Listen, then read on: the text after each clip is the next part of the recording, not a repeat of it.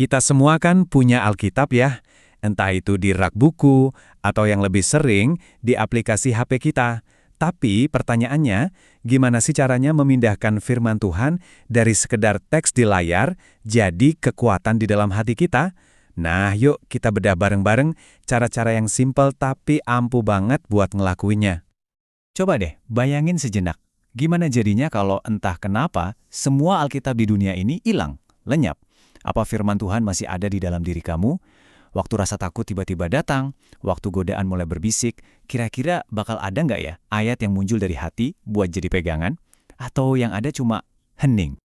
Karena gini, intinya tuh Alkitab itu nggak pernah dimaksudkan cuma buat jadi buku yang kita baca sesekali.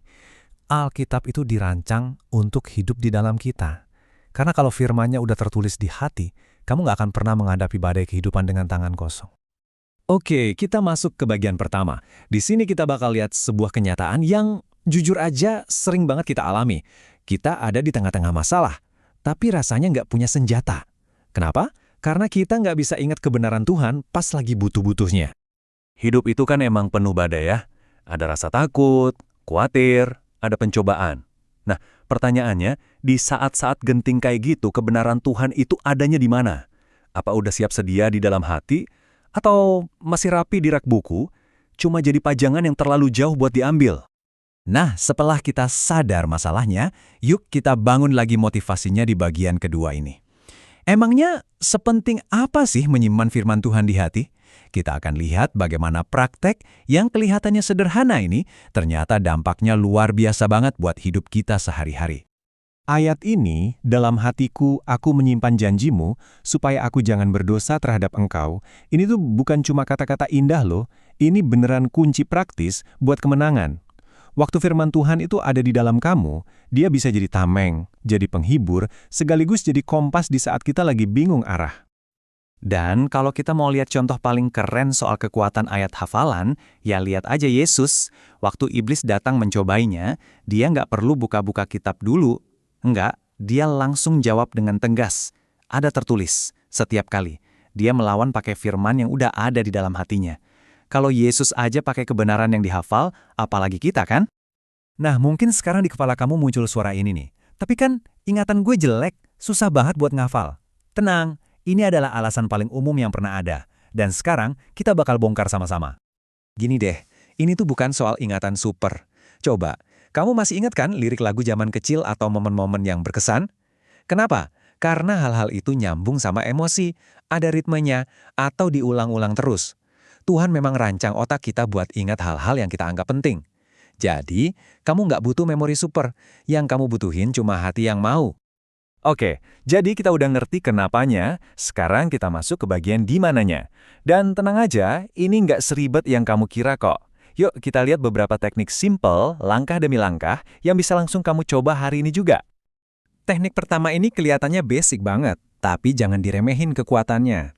Dengan membaca, nulis, dan ngucapin, kamu tuh ngelibatin banyak indera sekaligus. Mata, mulut, telinga, bahkan tangan.